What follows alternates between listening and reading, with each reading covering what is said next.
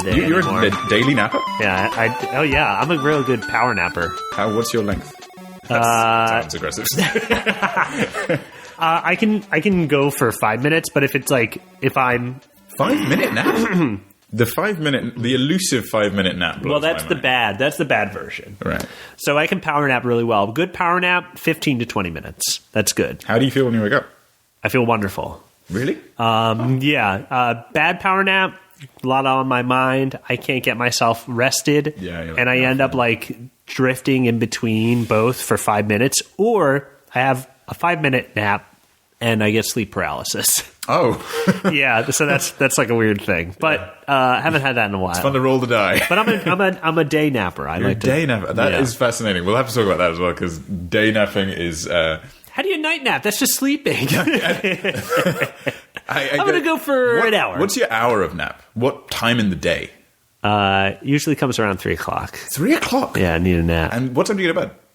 I go to bed around midnight. Okay. Yeah. That feels like a nice I wake up at 8. That's a very regulated lifestyle. Sometimes earlier. That. Yeah, well, I've been self-employed for a couple years now, so it's like... You've mastered it. Oh, no. You've mastered specifically napping. Yeah. No work or... yeah. Yeah, napping I got real good at. It was real bad. It was real bad in the college time, because I was real stressed, and that's when I started power napping, because I needed to, because I had to wake up so early for school. Scary sleep paralysis stuff. Wait, could you explain what sleep paralysis is? I don't think I know what that is. So, REM sleep, you know what that is? Yeah. So, for people who don't know, REM sleep is the level of sleep that you get to where you're dreaming, but your body is still, because that's REM sleep. That's what REM sleep is. Right. It's it just paralyzes your body. You know when you're in bed and you aren't running around? Yeah, well, some people can't get the REM sleep, so they move around all night, and that's sleepwalking is in there somewhere. Right. But sleep paralysis is you get right down to that REM sleep level, and then your mind wakes up, and you can't move your body. And then the other stuff is, which doesn't always happen, but happens when you're real stressed, like in college, is that you have night terror kind of stuff. Not night terror, but it's called old hag. That's the euphemism used for it. Whoa. Where it's because in fabled time, people would refer to it as an old hag that visits you, or a gremlin that sits on your chest, because you'll feel its presence. It's real spooky. This is, what a great premise for a story. We should be pitching on this. I forget the artist, but there's a painting called The Nightmare, which is a visual representation of what I'm describing. Sleep paralysis / the hag or whatever. Yeah, there's a gremlin on this woman's chest, and she's sleeping but in agony. Yeah, it's a good painting. Yeah, it sounds like a sick album cover. Yeah, it could be. Yeah, if you make it black and white and bring up the contrast, black metal for sure. We're all waiting on your debut. Ancient spring holds elixir of life. It's inhabited by sharks. Hello and welcome to Pitched, a podcast for nice people with good faces. My name is Jordan Cope, and every episode you can tune in to hear me and a thoroughly more interesting guest as we pitch each other movie ideas, read some goofy scenes, and hopefully make you laugh. The listeners get to be part of every episode too. That 10-word movie pitch you just heard at the beginning was submitted by listener Jack Broadbent. Thank you, Jack. You're my best friend forever. You'll hear another one at the end of the episode. So if you'd like to submit a 10-word pitch to be read out live on the show, go ahead and tweet it to @PitchedPodcast. PITCHED podcast. I am joined by the man, the myth, the legend, the person who let me into their home to record this. You knocked on my door. I answered the door. It's Dom Moschitti. I'll answer it every time. Even if you're not there, by God, I'll Even if you're not Jordan, I'll answer that door. I'll say hello, Jordan, and we'll record a show. And I'll treat you with just as much kindness. Well, I appreciate that. Whoever knocks. Hello. Hello, Dom. How are you? Doing well. I'm realizing that guesting on a podcast, I don't have to think about very much. Kind of energy, huh? Yeah. I've only hosted podcasts. Yeah. Do you want to host this one? No. You sure? This is your show. Oh my God, it is. This is your show. This is your first podcast. This is my very first podcast, my very first episode of my very first podcast. I have occasionally appeared on your show, Dom. That's right.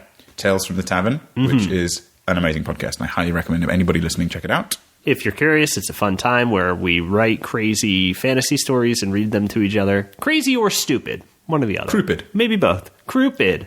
Always Cupid. Cupid. Yeah. Cupid's ugly brother. His evil twin. Well, conveniently enough, we just recorded an episode. You should go and check it out. The prompt was evil twins and haunted houses. Yes, but we have a prompt today, I believe. We have a prompt today. In this show, Pitched. Pitched, the hottest podcast. The Pitched podcast. Now, you probably found the podcast by tracking through iTunes Top 100 and seeing it just above NPR. Listing it not by new, but by rank. Yeah, by quality. I like that there's just an NPR podcast. Yeah, it's just all of them. NPR, the podcast. It's all of their podcasts playing at the same time over smooth jazz. Oh, very nice. Pretty cool, right? I like it. Shit, maybe I should do that instead. I like Pitched. Yeah, let's do it Pitched. Speaking of sticking with Pitched, the basic idea is that every episode, myself and a lovely person like Dominic sync up and we write movie pitches based on a theme. This episode's theme is Nicolas Cage and crime. We're going to be talking about The Man, Nicolas Cage, The Thing, crime, and how they interact. And we'll be making movie stories based on those things. Crime can be fun or sad. Well, I'm glad you're bringing this up because I want to talk. I want to talk about Nicolas Cage, who is an actor. In case you didn't know, Dom, I do. But first, I want to touch on before we say what's your favorite Nicolas Cage movie. I want to know what your favorite crime is, and then what is objectively the best crime. Okay, favorite crime? Probably. Gosh, I know I've got one. I mean, there's too many to choose from. I mean, I'll tell you the crime I'm kind of peeved about, but I'm also guilty of breaking. Oh. Jaywalking. Oh, my dude. Yeah. You know, I hate it when it happens to me, but I love the jaywalk. I'm a big fan of the jaywalk. It's named after me. Really? I was the original jaywalker. You did it. Yeah, I was. My Christian name is Jaywalk. Jaywalk. Jordan Walk. And you used to go by Jay, and that's why you don't anymore, right? I did, because that's the only reason. Yeah, because we were like, Jay, like Jay Walking, are you that guy? Are you that freaking guy? I gotta go. Jay Walk. Moved around a lot as a kid. Jay Walk away. Yeah, but I try to run away, but I actually use the crossing. Very weird. Yeah, I let go of my dark past. Favorite crime? What was the second question? Objectively best crime. Objectively best crime. Doesn't have to be your favorite, but it's obviously the best one. Murder in God's name. Wow, you went ham. No, I went the wrong way. I didn't mean to say that. Objectively I mean, best. I said that, but as I was saying it, I was like, no, that's not fun. Hey, you're not going to find any objections. I'm just saying you might get a little hate. I would say murder. Murder is not my best crime. No, I don't like that crime. Murder's a bad base from which to build this idea. Crazy murder.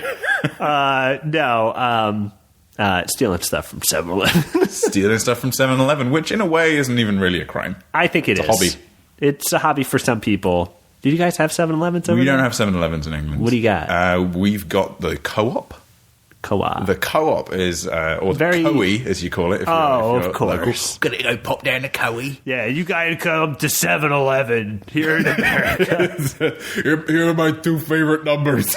I made a store with my two favorite numbers. It's actually 3 numbers, but beans. 3 different. Yeah, whatever. You know what I mean. You know what I'm going for. I don't want to do this anymore. Yeah, I would say objectively best crime. Mm-hmm. I would advise you start with something that isn't freeing animals from the zoo. Is that even a crime? Are you not writing? You're illegal. Writing a justice. Yes. Well, that's the thing. That laws sometimes are put into place to stop freedom from reigning free. This is why I brought you on the show, Dom. Yeah. Time for a little bit of satire. Ringing free, I maybe should say. Freedom rings. It doesn't rain. It rangs. Okay, I'm going to set you up with a political topic, and I want you to hit me with a satirical, hard-hitting opinion. Okay. All right, you ready for this? No. Parking your car in a place that you're not supposed to be at. Is that a political? I guess that's just a crime. That's a good crime. That's a pet peeve of mine. Okay. You better park right and in a spot that you're allowed to. I'm a stickler for the good rules. Mostly road-related rules. Yes, mostly road-related. When you live in LA, it's mostly road-related. I'm going to hit you with some hot political topics. I want you to give me your take. Okay. Because you're known for your satire. Tales from the Tavern is a sharp, biting political satire show. Similar to The Daily Show or The Trevor Noah Show. Or the Johnny Crimes Show. Johnny J. jokes. Johnny J. Crimes jokes. President's Yes. Day.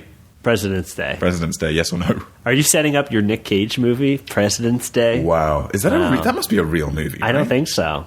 President's Day? He makes about 14 movies a day, so I have to assume there's been some crossover One of there. them has been President's Statistically Day. likely to be called President's Day. I watched a Nick Cage movie the other night. Oh, yeah? Yeah. What'd you see? I saw a little movie that I recommend no one watch called Rage. Rage Fiat Cage. Yeah, have you seen it? I have seen Cage's Rage. It's a mess. It's amazing. Nothing had to happen. Yeah. Because it's crazy. It's racist. It's super racist. Nick Cage. He's Nick Cage in it. Yeah. He does his thing. Well, the amazing thing about that particular era in his career is that 2 years ago. 2 years ago, the dark times. Yeah. Cage put out Rage when he was in a dark place, I have to assume. Because it's a movie that reads like, well, I guess we'll just do this. Yeah. And now what next? Oh, maybe this now. It's just a mess. It's shockingly all over the place. I think it was written by people who were trying to surprise the audience. Yeah. And it worked. The surprises were unbelievable, but for different reasons. Yeah, consistently surprised. Yes, they made that choice. Now, one movie that I know you're seeing soon, so I won't spoil anything, but I kind of want to act as I'm going to be a trailer for this movie, is Vampire's Kiss. Oh, yeah. Well, I've seen the trailer for the movie. Okay. Vampire's Kiss, for anybody not familiar, is... The word hero gets thrown around a lot these days. But whoever was responsible for bringing that movie to cinemas is the only hero. Because it's the only art that really matters. Based on the trailer that I saw, I would agree with that. In Vampire's Kiss, there is a 3-minute scene where Nicolas Cage recites the alphabet in front of his therapist. That is all you need to know. Go and enjoy the movie. Do you know the year it came out? Oh, I would say late 80s. Yeah, I would say 88, 87. Yeah. Do we want to check? It's my guess. Does that matter? It's my guess. No, I just want to let people know at what point in his career he was reciting the alphabet for 3 minutes. And he's strapping. He looks good. He's slim and efficient, streamlined Cage. Well, I just went and saw one of my favorite movies ever. Probably my first favorite movie that stars Nicolas Cage the other night.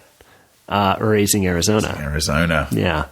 I love that movie. Talk about movies that aged well. Yeah. Raising Arizona is just as good. He's awesome in it. He's super funny, believable, likable. Love it. But that's the interesting thing about Cage is that he's just raw energy. He's like plasma. Yeah. You put him in a space and direct him efficiently, then he'll make something interesting. Yeah. But if you don't direct him, as is most definitely the case in Rage, and Vampire's Kiss is the prime example of that, he just is. Yes. It's just raw flubber bouncing on the ceilings and on the walls. It's a lot of energy exploding into madness at points. Yeah, exactly. And ideally, the pitches that we're going to throw out today, we would probably be directing. We know how to rein him in, keep him in place. With my pitch, I really want to bring it to him and see if he wants to do it. Yeah. Because I think he might be on board. You can probably get him to come to a party for like $200. I might be able to swing that. Seriously, I think if you could get in contact with him, that's the rub, actually getting a message to him. Yeah. If you could send him the script with like $50 pinned to it, he would read the entire thing. For $50? $50. He would use the honor It's going to be a long time. Are you right on the dollar? Lots more where that came from, buddy. Wink. Yeah, make Grant. No, is Grant on there? Yeah, Grant's on the 50, right? He can make Grant's winking. Are you asking me who's on the American dollar? Don't they ask you that when you come into the country? They're like, all the presidents on money. Go ahead, start naming them. It's like Bomberman and like Shigeru Miyamoto. The Pringles guy. The Pringles guy. Picture of a car. A Mustang is one of them. It might be soon. That wouldn't be surprised. Right. Oh, I don't want to get back into satire, but we've got some sharp opinions. I'm just going to say car money could be soon. I feel prepared to talk a little bit more about Cage, but I want to throw a pitch your way. Okay. Because I have an idea for a movie that not only do I think he will do, I have a movie that I think only he could do. Okay. Only he could bring that raw plasma power. God, this is sounding a lot like my pitch. I hope it's not like my pitch. Is it Dope Stick Nasty. Is that the name of your pitch? It's or the is that the quality? Yeah, it's the flavor. Because Nick Cage in Dope Stick Nasty. Dope Stick Nasty. Now that's going to be a neo-future kind of hot neon movie. Yeah. Dope Stick Nasty with Nick Cage. It's set in the future, but it's just a biopic of his life. I like it. I like never it. addressed why. Well, hey Dom, can I pitch you something? Yeah. Because you're legally obliged to, because you signed the contract for the show. I did. So I'm going to go ahead and do that. It was a long signed contract, and I only got $50 to read and sign the whole thing. Plenty more where that came from. Yeah, it was winking. Yeah, the Pringles guy was winking. Ferris Bueller was on the bill. He was winking at Bueller. Yeah. Well, the name of my pitch is Dog City, the Ballad of Johnny Marzipan. Oh, my God. Johnny Marzipan. Dog City. Who do you suppose is rocking that Johnny Marzipan role? Nick Cage, baby. Well, he was born to play. Johnny Marzipan. And I should point out, this is not in the pitch, but I think you can probably tell he has the mustache from Raising Arizona. Yeah, I'm 100% on board. Alrighty. Let's get into it.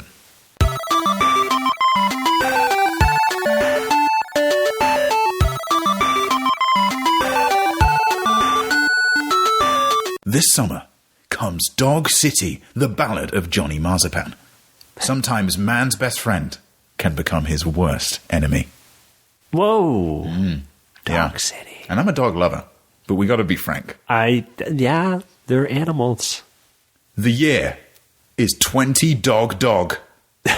Acclaimed screen actor Nicolas Cage gives cinematic life to Johnny Marzipan, a hard-boiled detective with a heart of gold, a stare of cold, and a fist of hidden crime. Despite his tremendous work ethic, stellar arrest record, and ability to do a whole bunch of big push-ups without crying, Johnny is transferred from his beloved beat in downtown Detroit to the dastardly districts of Dog City. Arriving for his first day at the K-19th Precinct, pause for laughter. Johnny, I was very proud of the phone. Johnny is paired with his new partner Patches, played here by luminary screen veteran Brendan Fraser. Wait, the voice of or the actual actor as Patches, a dog? I mean, I imagine Patches is his dog partner, right? We will expand on that. Okay. I'm sorry. I mean, the main motivation here is that I feel like Brendan Fraser is a true talent and he's not being given the roles he needs. Mm-hmm. He's a talent that you've got to direct. He's raw energy. You've got to bring him in, and he will be wearing the same outfit from The Mummy. Oh, okay, cool. Yeah, I that's what I imagine. Because some people probably aren't going to recognize him. He hasn't been in a movie for a while. So he'll just be wearing all of that. He'll be wearing a hat that says "From the Mummy." And his sand will be in his pockets. You'll be able to tell. It doesn't come out at all, but you can see. Yeah, he rattles while he walks. Yeah, when you hear that's how you know he's coming on screen. A by-the-numbers rookie cop labradoodle, eager to prove himself in the field, Patches takes an immediate dislike to Johnny and his flagrant disregard for dog cop code. He also doesn't like that Johnny wears clothes, because in a city of dogs, I guess that would be weird. Alongside his newfound partner... Wait, so this is a whole city of dogs? Well, I'm going to let you do it. I got questions. No, this is Dog City. I thought Dog City was just like, it's Dog City, man. Oh, I'm a hard-boiled cop. I'm out there. It's just a dog day after dog day. But I guess it is dog day. He used to live in Detroit, and Detroit's just regular old Detroit. Okay. As many cats and dogs as there normally are, which is more than you need. Well, did you know that Detroit actually has a lot of roaming wild dogs now? Really? Yeah. Wow. Well, like the populace turned into them? Yeah, I mean... It's part of an ancient curse. A lot of the people living in Detroit can morph into dogs, yes. Oh, wow. Snoop Dogg from that video, yes. Little known fact. Yeah. Alongside his newfound partner in not crime, Johnny's investigation sends them on a whirling odyssey through the flea-infested streets of Dog City, eventually leading him and Patches into an explosive confrontation with the terrifying crime syndicate, the Barcooza. Set against the neo-noir backdrop of Dog City, a place where the population is all dogs and the reason why is never addressed, Dog City, the Ballad of Johnny Marzipan, is a dark tale of action, drama, prejudice, and a whole big bunch of nasty crimes. Yeah. I'm on board. You ready? This summer. This summer it's coming. This summer. If he reads the script for $50. It's not an if for me. Yeah, I mean, it sounds like he's going to read the script and like it. I assume he's going to be tracking through the iTunes Top 100, so he's probably going to find this episode. That's what he does. Hop on board. Yeah. Play the 15-minute preview. 15-second preview. Dog City is a dog city where men still are cops, but dogs are the citizens. Yeah. Well, Dog City is a city entirely populated by dogs, where most cops are dogs and man is cop also. There is one man cop. And it's Nick Cage. It is Johnny Marzipan. Johnny Marzipan. I'm sorry. Johnny Marzipan. Johnny the Cage Marzipan. With Brendan Fraser doing a voice. Brendan Fraser plays live action Patches, a Labradoodle. Wow. He does not do any voice acting. It sounds like he kills it. Oh, well, yeah. That's the thing. Brendan Fraser gets a bad rap, but he's never done a bad performance. I never gave him a bad rap, man. I would never do that. Blast from the Past. Had a great time renting that movie when I was a kid. You know what that one's about? Wait, is this a movie you wrote? No, this is a movie he's in. Christopher Walken plays his dad, and he's like a scientist, but he's got a fallout shelter. So there's like a false alarm that a nuclear attack has begun. So they go in the fallout shelter for 50 years, and they come out. And Brendan Fraser is like, he's like an adult now, but like he's like still living in the past. Oh, it's just Encino Man, but like all pushed forward, right? Instead of a caveman, it's just like a it's exactly Encino Man. The weird thing is that it has all the same characters, and that's never addressed. Yeah, and Christopher Walken is his father, who drinks he heats up Dr. Pepper and drinks it, because that's actually a thing they used to tell you to do. But anyway, Dog City. Sorry. Dog City, Brendan Fraser in a Labrador costume. Maybe.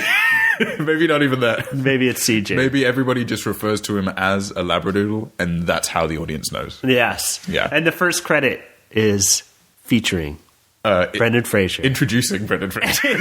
Reintroducing. Rebranding Brendan Fraser. As a great dog. As a good boy. Yeah, we're going to relaunch Brendan Fraser. Wait, is there a character named Good Boy? Oh my God. That dies from the corruption in Dog City? He's just about to retire. Oh my God, go Good Boy. Cast that. Who's who's Good Boy? How old is Good Boy? Good Boy is... He's close to retirement. Well, he's a boy, but it's kind of an ironic thing because he's the oldest one on the force. On the force. I was going to try and do a dog force. The force? Like poor? Force? I think we can agree that this joke is very good. Yes, it was very good. We just can't do it. Who is it? Who is it? So he's a man, we'll say he's in his late 60s. Okay. Mid to late 60s. He is, what's the breed of dog? He's a good boy, golden retriever. Yeah, like default dog. Yeah, default good boy. Basic bitch dog. Yeah. I'm getting a strong, maybe a Denzel. You know? Yeah, a Denzel. Actually, who's the guy from Lethal Weapon? The other guy, not the Danny Glover. Okay, also in Rage. Oh yes, he is. I will. Okay, sometimes he wants to put the Nicolas Cage in prison. Other times he's letting him go, like his friend on the inside. He straight up goes, "All right, we're gonna let you go, man. Just cool down." And then, and in the scene before that, he was like, "I'm gonna find a way to put you away." Anyway, Danny Glover would be a nice voice to listen to as Good Boy. He has experience playing cops and Lethal Weapon and stuff. Danny Glover will play Good Boy, and he will, in every single scene, he's referred to as a good boy. Oh, yeah. He's asked who's a good boy, and he's like, it's me, baby. Still kicking, about to retire. And then... Yeah, let me just remind you that I'm retiring in 2 to 3 days. Yeah, let's have 3 parties about it. 3 scenes where we're celebrating. Yeah. I'm retiring very soon, but I'm still going to go to the violent scenes of crimes where there's a shootout that I maybe get caught up in. I'm just going to walk across the street and hope I don't get hit by a trash truck. Yeah, I'm going to jaywalk. You know, at no point in this pitch have I addressed whether or not they drive cars. They definitely do. They definitely do. There's no way. I've seen dogs sitting in a driver's seat before. It's only a matter of time before. I mean, it's 20 dog. It's only a matter of time. It's 20 dog. Before they start driving. Yeah. I mean, these dogs will be putting their head out of the driver's side window. Oh. While they go. Very nice. Best of both worlds. Yeah. They always wanted to. That's what drove them to drive. Now, Dom, you're probably thinking, wow, this is $1 million idea. Yes, I am. Nicolas Cage doesn't even need the $50 attached to the script to incentivize him to read it. But I have more. You got a little slice of that cake. I got a little slice of this pie. I got a warmed up slice of pie. which is the opening scene of the movie. Okay. Oh, yeah. Now, I'll walk through the first part, and I will play the coveted role of Johnny Marzipan. Obviously, I can't do the kind of justice that Cage would. There's going to be a lot of improvisation on his part. There's going to be a lot of... He's maybe going to rewrite a few scenes. Yeah, it's probably not going to be the same movie when it's all said and done. It might just be Rage. It might be a shot-for-shot remake of Rage with dogs in it. So many times in Rage, I said to myself, Nick Cage just took control here. He just did what he wanted, clearly. Yeah. And I appreciate that. Yeah. So will I be playing a voice here? You will be playing Chief O'Hallahan. Oh, yeah. Who will reach... What breed? What? Is it human? Chief O'Hallahan is a bulldog. Oh. The most chiefy of dogs. Okay, yeah. That's the dog that's in charge. Well, the owl of dogs. That's the American narrative of dogs. Wait, what would you prefer? We can tweak. No, I'm just saying. I mean, I think that's good, but I'm just saying that's not necessarily a world. No, we'll never make it anywhere in Hollywood without taking on this constructive criticism. I would pick Jindo. What's a Jindo? It's like one of those. It kind of looks like a husky, but it's all white and it's got like a brown nose. Oh, yeah, I know they're Korean. Yeah, okay, sold. It's that dog with a little cop hat, wearing a little, completely nude otherwise. Oh yeah, of course. They're against clothes. He's wearing a cop hat from England. One of those policemen, the hard hats. Because you're allowed to pick whatever cop hat from all over the world. It's 20 dog, baby. We're progressive. England, I should mention, is wiped off the map. Oh yeah, they're gone. But that's why they're allowed. That's where they're allowing the hats. This is an ancient relic. This was found in the sunken city of London. Sad, but true. Okay, this is the opening scene of Dog City, The Ballad of Johnny Marzipan. Exterior, night. Location, Dog City. America, Dog Earth? Question mark. This all appears on screen. Tracks. Yes. Music.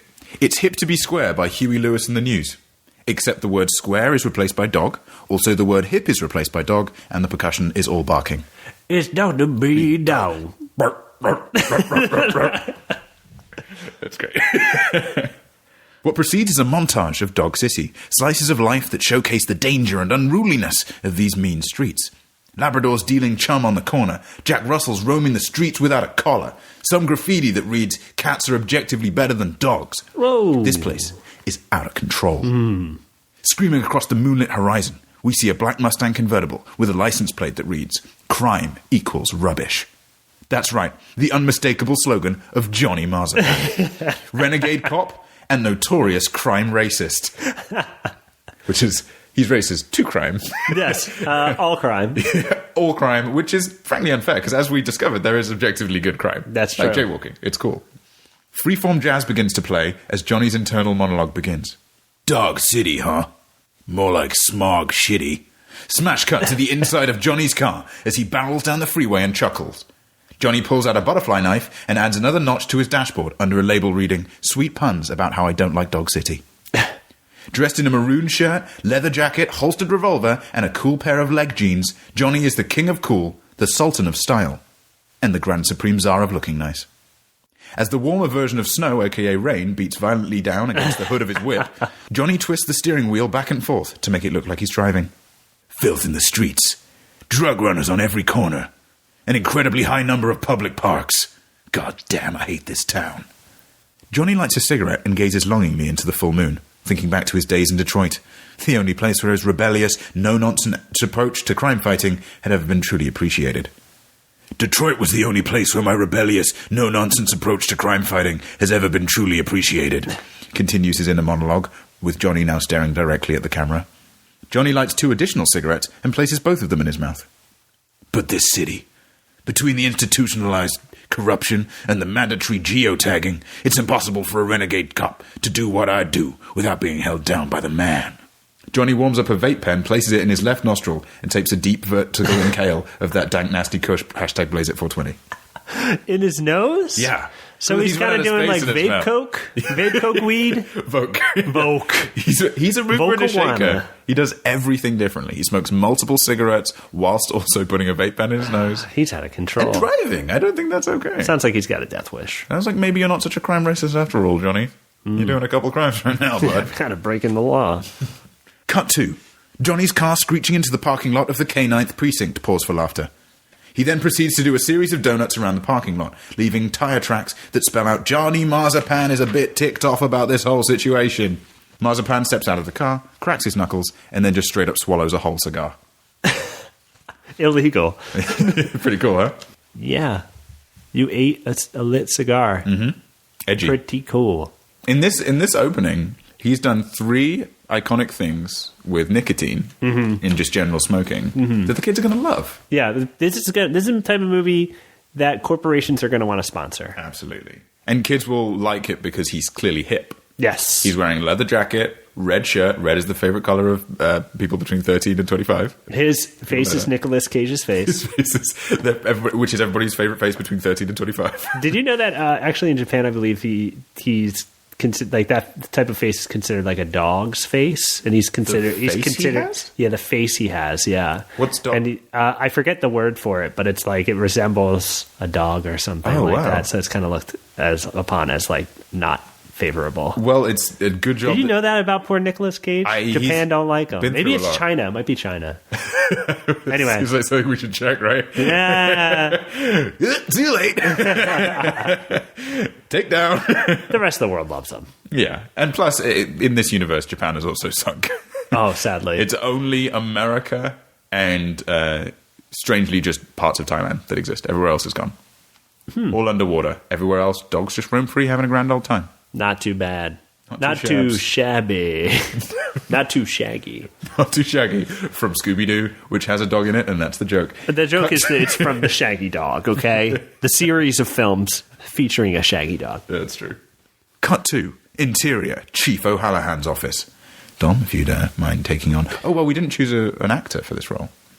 Oh, who is the actor? Who's the I don't voice? have one. Who do you want to portray? Who's an abrasive, like, kind of voice of a chief? DeVito's always good. DeVito. Yeah, DeVito's voice. Yeah, DeVito's voice. Anybody else? Let's just say, let's go with it. Let's roll with it. All right, you are Danny DeVito. You are recording your lines. God damn it, Johnny Marzipan. That's so much better than it could have. I'm so glad we chose DeVito. We could have said anyone. A stout, prideful Jindo with bushy eyebrows and a pair of aviator sunglasses that he presumably had an adult put on him. The chief bangs his paw against the desk. Somebody's got to get under you, gish gosh dang. Somebody's got to get you under gish gosh dang control. Johnny leans back in his chair and takes a drag from the 5 cigarettes he has evenly spaced between each of his fingers. What's the problem, Chief? Nobody take you for walkies today? After initially getting excited over hearing the word walkies, Chief O'Hallahan regains his composure and continues accosting his troublesome new detective. God damn it, you've been out here no more than 2 weeks, and the trouble you caused, my precinct is off the leash. The chief briefly leans behind his desk and adds an additional notch to an area marked dope-ass disciplinary dog parts. I might do some things a little off-book, boss man, but there's no denying that I get results. I've solved every case I've been assigned. Chief O'Hallahan bangs his paw on the desk again, and this time it's only a little bit adorable. God damn it, Marzipan, I haven't given you a single assignment since you moved here.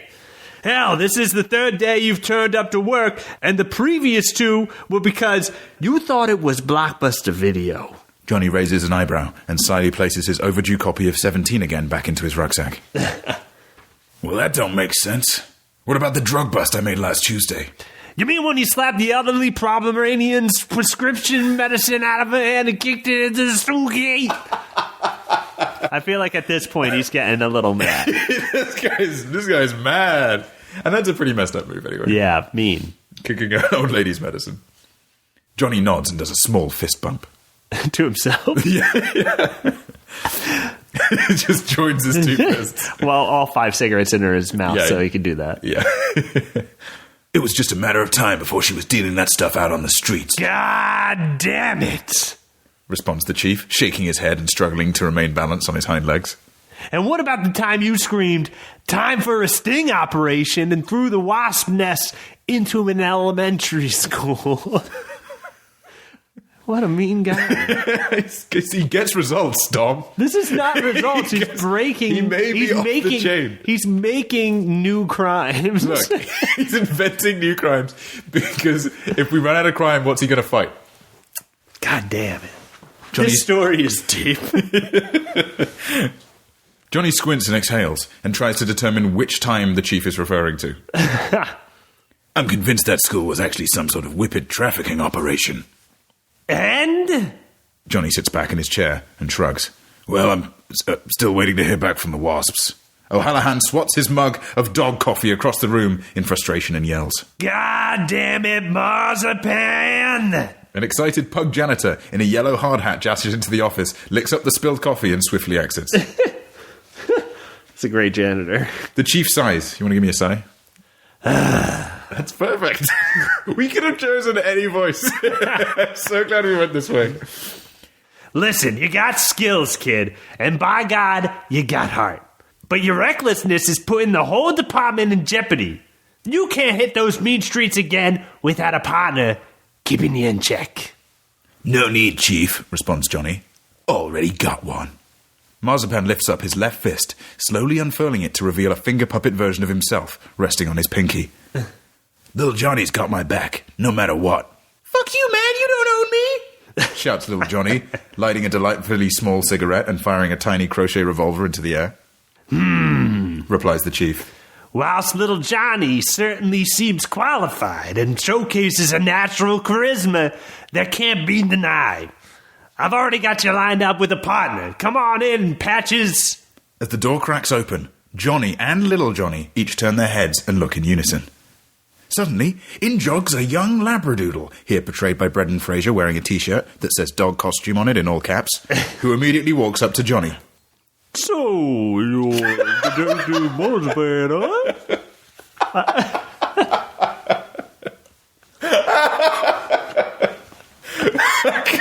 Wow. Just like the mummy.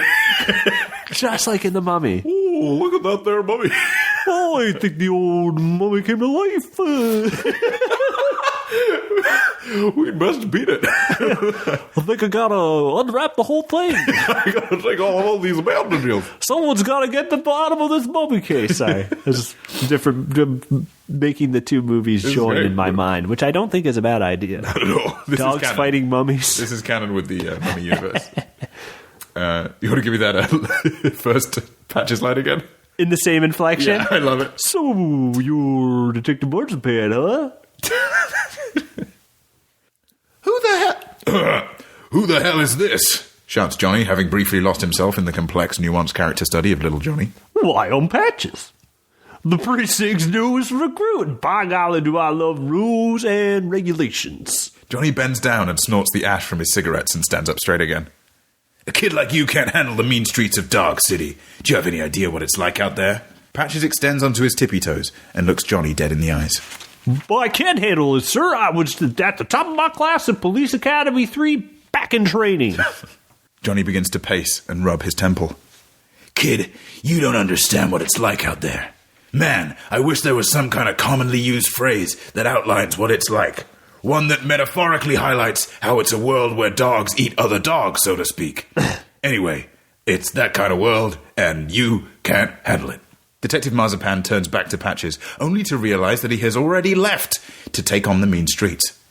Johnny dashes outside to the car park and witnesses Patches performing a perfect reverse donut that erases the message that Johnny had written earlier, replacing it instead with the phrase, rules equals cool, in perfect cursive. Aww. During this process, Huey Lewis in the News' The Power of Love is playing in the background, with the word love replaced by following regulations. It's the power of following regulations. Bark, bark, bark, bark, bark, bark. Oh yeah, the barks are still there. Yeah. Johnny smirks and walks towards the car. He sits down and places his hands on the wheel. The two detectives nod at one another and ride off into Dog City. Both Huey Lewis songs start playing at the same time now, at an uncomfortably loud volume. Comic Sans title card, Dog City, The Ballad of Johnny Marzipan. I think there is a part you missed here. Oh, yeah? It's important to this movie. This summer. Oh, this summer. Now give it to me as Brendan Fraser. This summer. Now, Danny DeVito. This summer. This is all changing. Now the word that as Danny DeVito, and then summer as Brendan Fraser. That summer. That summer. Is that what you asked for? This summer. No, that's what it says. It's not coming out this summer. It's this summer. That's reverse. But. Perfect. Dom, thank you so much for being a thespian. Oh, yeah, no problem. You hadn't read that. You didn't know the lines, and yet you delivered them perfectly. Oh, well, I read a lot and speak a lot of things that I don't remember writing sometimes. That is your job. So I'll have a little practice thanks to my trickful self. Now, speaking of reading something that you don't remember writing. Oh, happens. Do you happen to have a pitch for me? I have a pitch. My pitch is a little different in approach, but okay. I think this is going to be fun. I think you're going to enjoy we're all about. This. Hit me up. It's a song! No.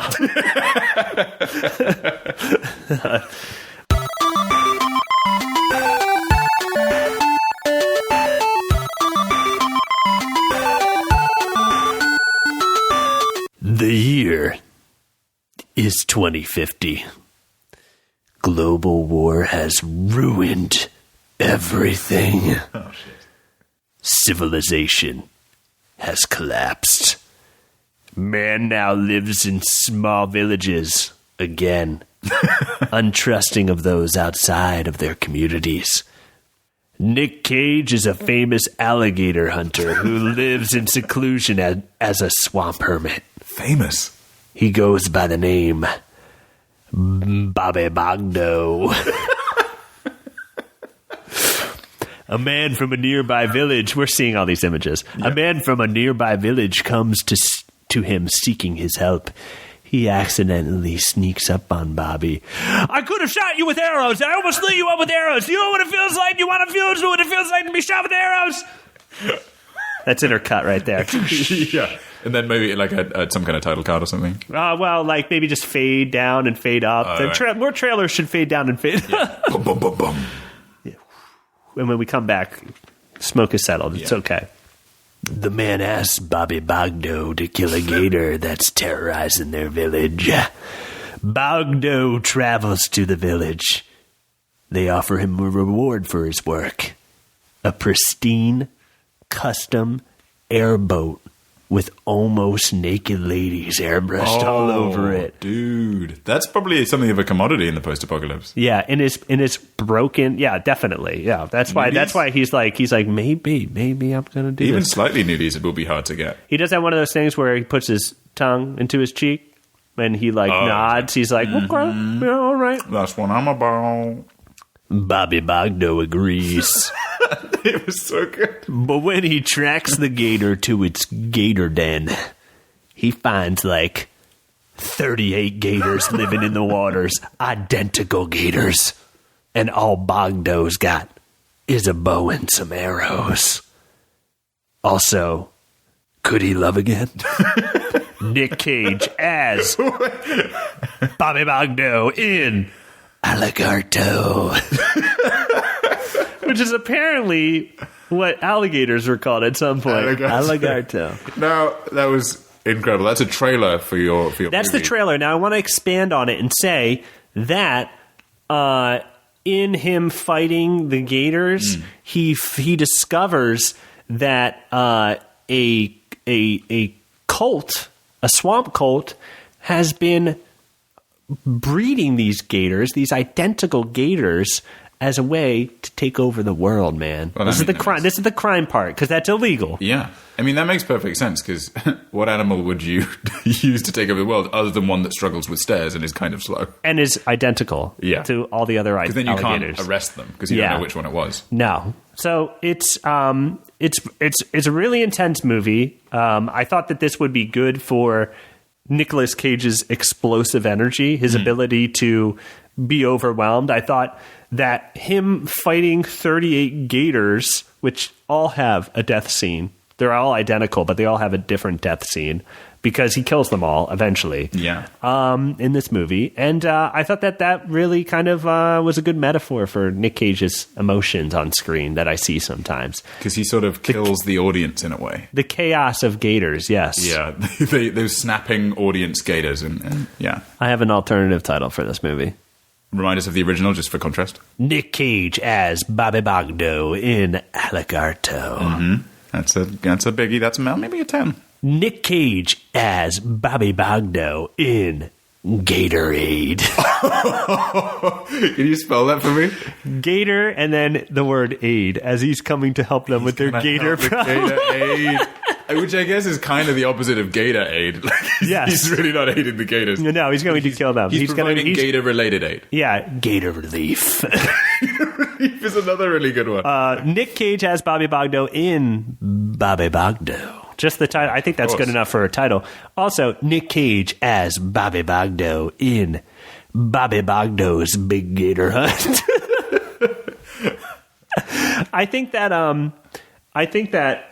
in the end he will be devoured by a giant gator. Oh wow! So yeah, you're kind of shutting yourself off from a franchise. Well, the way I imagine it is that his energy is so chaotic that it's unwieldy, and he would be done in by his own craft. Right, his obsession. Yeah, his danger. But has he at least provided gator-related aid by the time he's gobbled? Yeah, he gets the reward of the airboat, and then takes down on the bayou. Well, he's riding, doing tricks.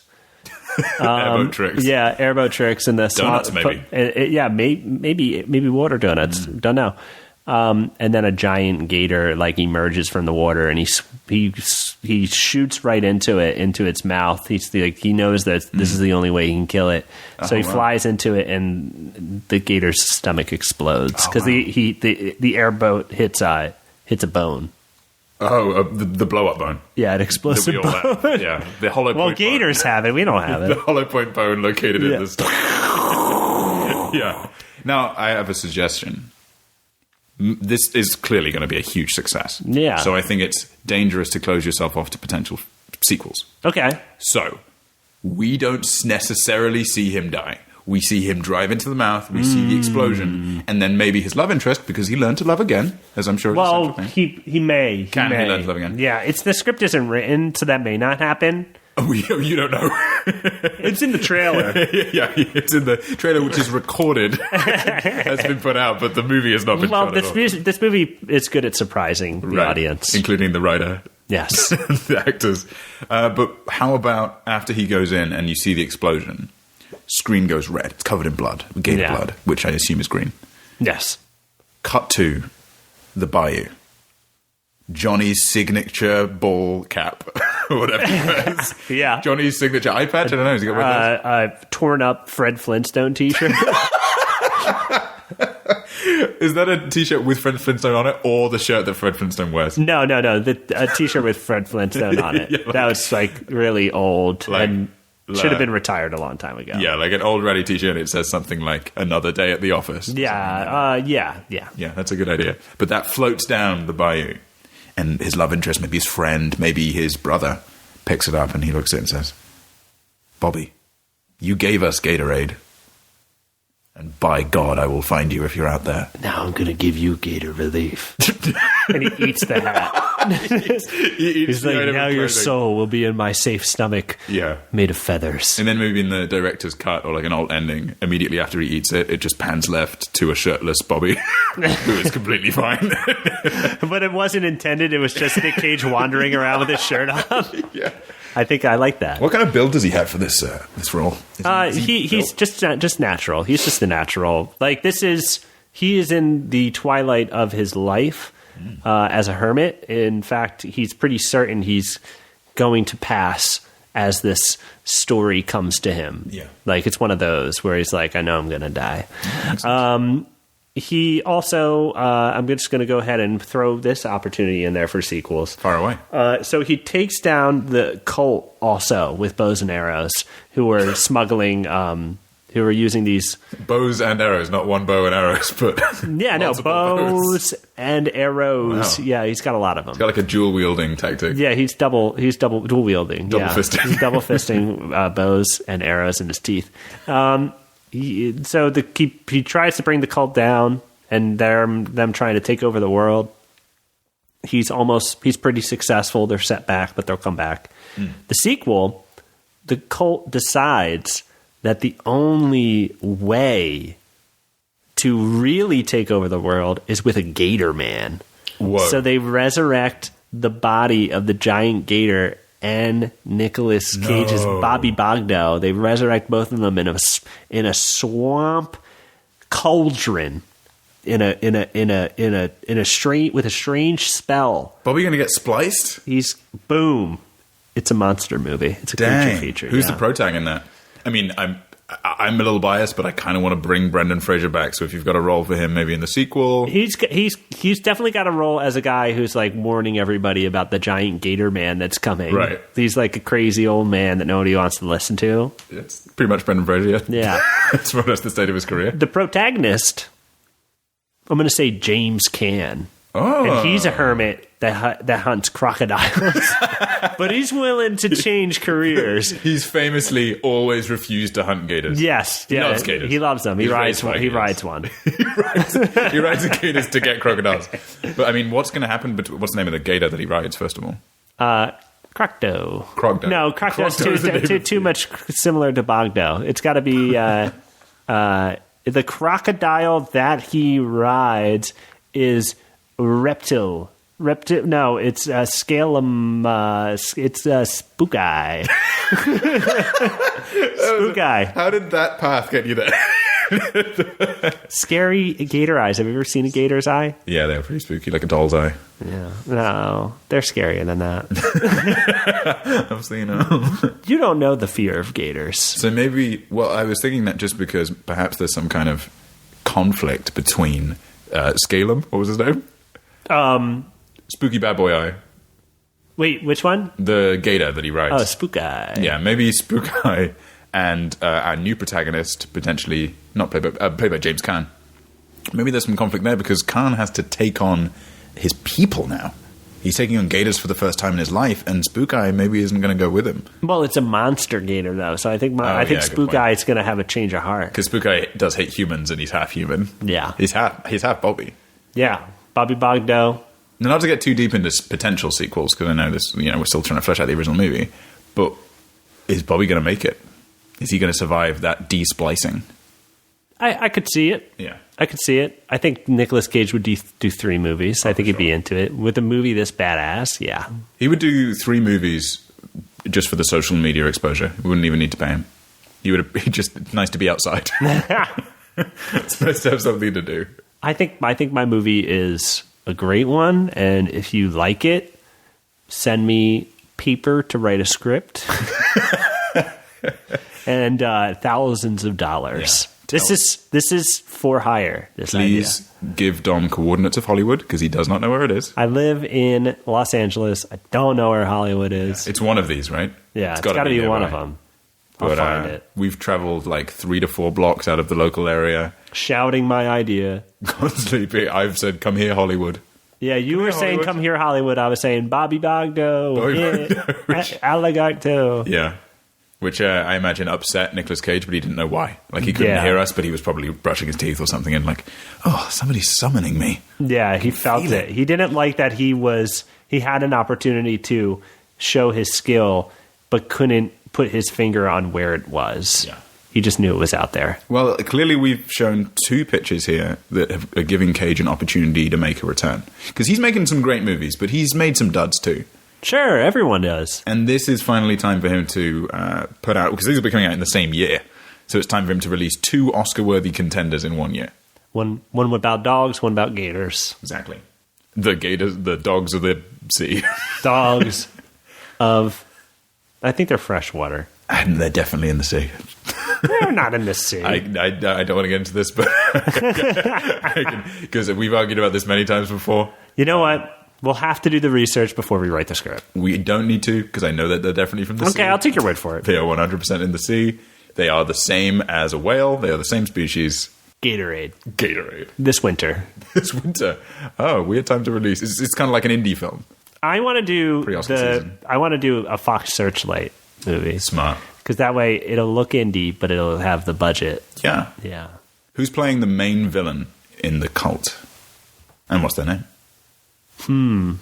The person playing the main villain in The Cult is Powers Booth. Wow.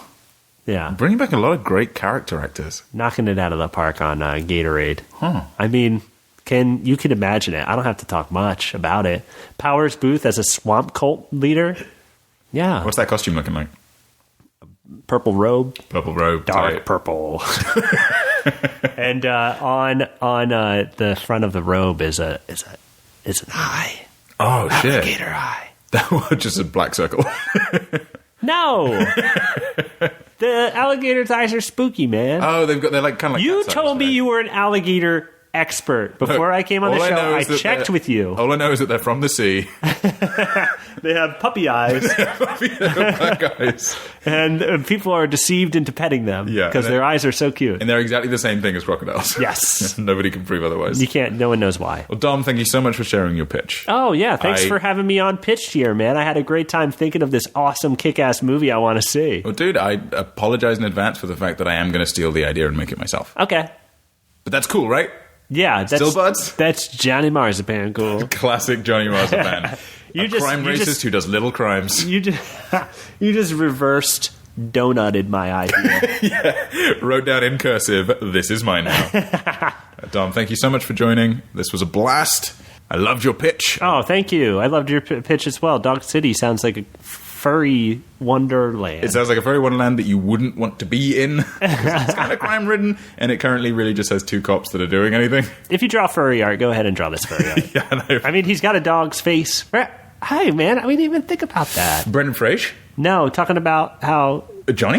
Johnny, the actor, Nick. Oh, he's got a dog's face. Yeah, well, that's what some people think. This is amazing. The whole country. It all comes full circle in a reverse donut. That's just pitched, baby. That's just pitched, baby. Buckle in. Thank you so much for listening to Pitched. It's been a blast. We'll be releasing another episode in a couple of weeks, so subscribe and you might just see that cool shit. You can also check us out at Pitched Podcast on Twitter. Dom, we have one more listener-submitted pitch from Jeffrey's son. Thank you, Jeffrey. Would you mind reading that? So this is a 10-word pitch of a Nick Cage movie. Mm-hmm. Basically, it's the pitch. It's like the elevator pitch, but it's 10 words. Here it is. And it's objectively better than both of ours.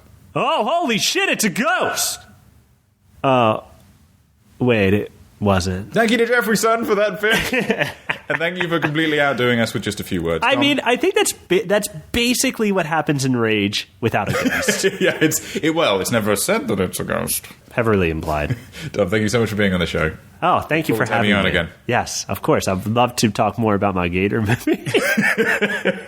Let's just only talk about Gator movies. I'm into it. Not enough Gator movies out there. Alrighty, we're going to go get some Mexican food, I think. Maybe In-N-Out, who knows. Alrighty, thank you so much for listening. Bye-bye. Have a wonderful night. Ta-ra! Good night.